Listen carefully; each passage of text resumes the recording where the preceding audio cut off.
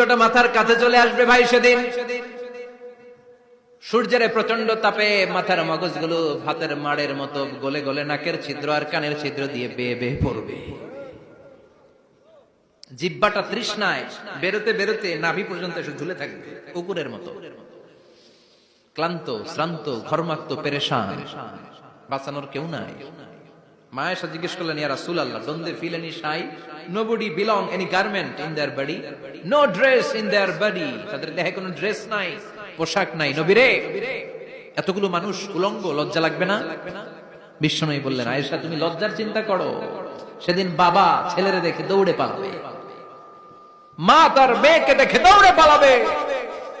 সেদিন পীর সাহেব মুরিদের পরিচয় দিবে না, মুরিদ পীর সাহেবরে চিনবে না, নেতা কর্মীরে চিনবে না, কর্মী নেতারে চিনবে না, বাবা তার কলিজার টুকরা ছেলেরে চিনবে না। একটু মিলায় নেন নিজের সাথে, যাদের ছোট্ট ছেলে